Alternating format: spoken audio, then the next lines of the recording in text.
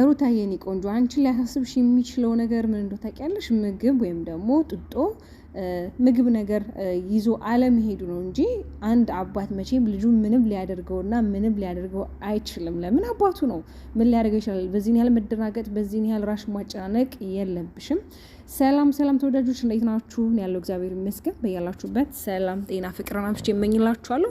ሩታ እንግዲህ ስትጨናነቅ ዛሬ አይተናታል። በተለይ ያው እንግዲህ ታውቃላችሁ ትናንት ላይ የተፈጠረ ወይም ደግሞ መጨረሻ ላይ አብርሃም ልጁን ይዞት ወጥቷል። ልጁን ይዞት የወጣበት ምክንያት ደግሞ ከእነሱ ጋር ቤት ማሳለፍ አልፈለገም። በተለይ ከዳኒና ከሄርሜላ ጋር መቆየት አልፈለገም እና ከፈቀዳችሁ እስኪ ልጄን ለተወሰነ ደቂቃም ቢሆን ውጪ አብረው ልዝናና ብሎ እንግዲህ ይዞት ወጥቶ እንዳልተመለሰ ነው እንግዲህ አሁን ላይ ሩታ እየነገረችን ያለችው።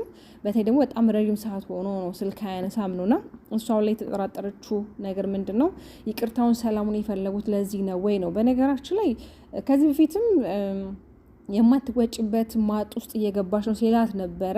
ምን እንደሆነ አላውቅም። መቼም የትኛውም አባት የልጁን እናት መቼም በእንደዚህ አይነት ነገር ሊቀጣት አይችልምም አያስበውም። እንዴት ሊሆን ይችላል ማለት አስባችሁታል? አሁን እንዴት ነው ልጇን ቀምቷት ምናምን ነገር ሊበቅላት ነው? ይሄ የማይታሰብ ነው። መቼም አብርሃም እንደዚህ ያደርጋል የሚል ግምት የለኝም። ለምን ልጁን እንዳያይ አላደረገችውም ማለት ፍቃደኛ ሆና ነው ልጁን እንዳያይ ያደረገችው አይደለ? ግን ያልተስማሙበት ብዙ ነገሮች አሉ። ቢኖሩም ደግሞ አንደኛ ሰዓት አሳልፋ አትምጣ፣ ሁለተኛ ደግሞ ወደ ቤት ስትመጣ ጠይቀይና አይነት ነገር ነው እንጂ እውነት ለመናገር አብርሃም መቼም ልጁን ከእናቱ ነጥሎ ሰርቆ ይወስዳል አያደርገውም። አንደኛ ሕጉን ያውቃል፣ ሁለተኛ ልጁን በሚፈልግበት ሰዓት እያየ ነው። ከምንም በላይ ደግሞ አንድ አባት የልጁን ሰላምና ጤና፣ ደስታ፣ የልጁን ምቾት ነው አይደል የሚፈልገው። ከዛ በኋላ ነው ሌላው ነገር እና የኔ ውድ ሩታዬ በዚህ ያልራሽ ማጨናነቅ የለብሽም። ምናልባት እኔ እንደኔ ግምት ምናልባት ሜሪና ዳኒ ፕራንክ እያደረጓት ይሆን ከአብርሽ ጋር ተስማምተው። ለምን ያው ፕራንክ አድርጋቸዋለች ሁለቱን ማለት ነው። ዳኒና ሜሪን ፕራንክ አድርጋችሁ የለ ፕራንኩ ደግሞ ሁላችንም ፕራንክ ያደረገው በተለይ ሁላችንም ፕራንክ ያደረገችው ሩታ በተለይ መግቢያ የሰራችሁ ቪዲዮ ላይ በቃ ትክክለኛ እነሱ ኮንፈርት እንደነሷት ምናምን በቃ ያለው ነገር ስንነግረ የእውነት የመሰለን ሰዎች አለን። ያው የተፈጠረው ነገር ስለሆነ በፕራንክ ማድረግ የነገረቻቸው መጨረሻ ላይ ደግሞ ፕራንክ ነው ስትላችሁ ታውቃላችሁ አላመኑም። ሁለቱም በጣም የሆነ ደብሯቸው ነበርና ምናልባት አሁን ላይ ፕራንክ ላይ ያረጓት ፈልገው ይመስለኛል እንጂ እውነት አብርሃም ልጁን ሰርቆ ምናምን ወስዶ ምናምን ነገር ይሄ የማይሆን ነገር ነውና የኔ ውዶች ያው ስትጨነቅ ብዙዎቻችን እንጨነቃለን።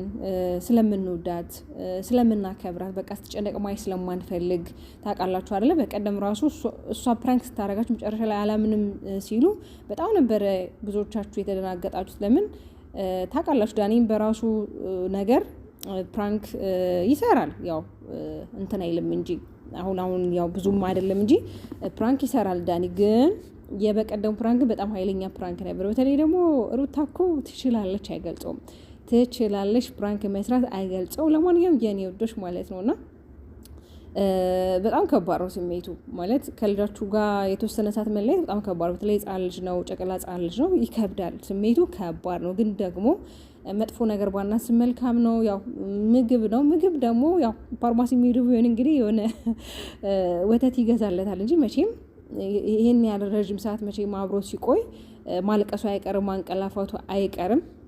ብቻ ምንም እንደማይሆን ተስፋ አድርጋለሁ።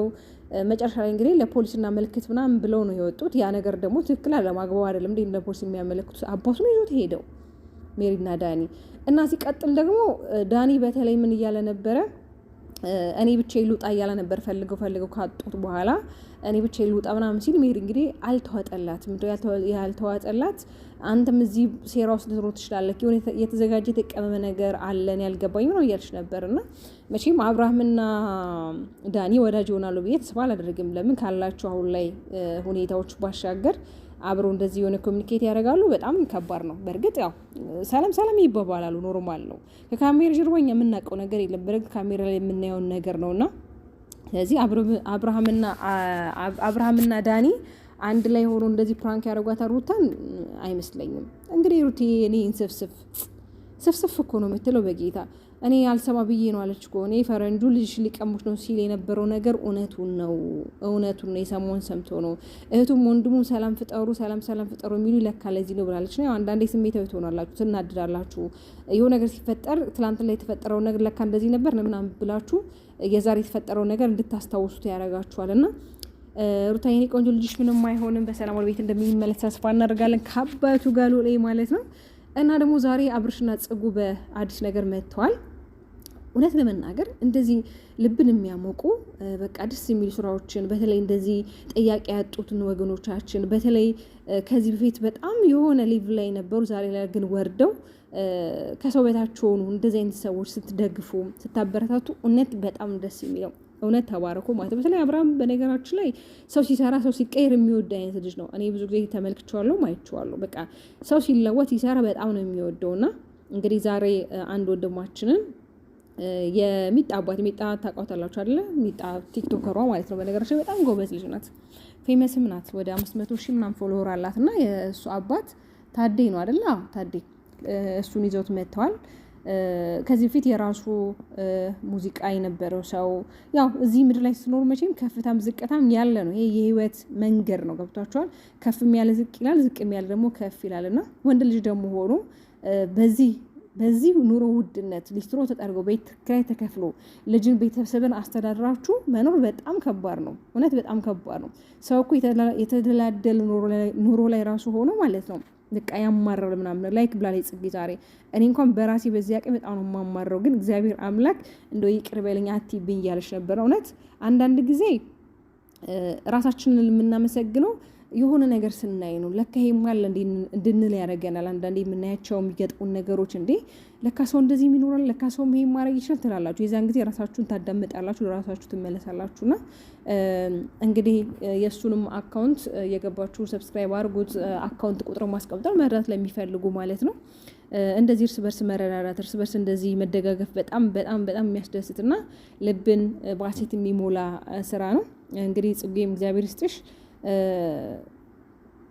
ያው አንዳንዴ ሚዲያን እንደዚህ ለመልካም ነገር ለበጎ ነገር በተለይ ደግሞ መታወቅ ብቻ ዋጋ የለውም። ስትታወቁም በዛ በታወቃችሁ ልክና መጠን አንዳንድ እንደዚህ የበጎ ስራዎችን መስራት፣ ጥሩ ነገሮችን ማድረግ ለራስም ለህሊና ደስታ ነው፣ ለፈጣሪም ደግሞ ፈጣሪያችንም እናስደስተዋለን በምንሰራው ስራ ማለት ነው የኔ ውዶች። ዛሬ ላይ እንግዲህ ዝቅ ያለ ሁሉ ነገ ላይ ከፍ አይልም ማለት አይደለም። ዛሬ ከፍ ያለ ሁሉ ነገ ዝቅ አይልም ማለት አይደለም። ህይወት ተገለባቢጦች ናት። በምን አይነት ሰዓት በምን አይነት ሞመንት ህይወታችሁ እንደሚቀየር አታውቁትም። በእርግጥ ደግሞ የሰው ልጅ መስራት፣ መጣር፣ ለዓላማው መትጋት አለበት። በተለይ አንድ ሰው ስኬት ካለው ለሚፈልገው ስኬትና ግብ የሆነ መጣር አለበት።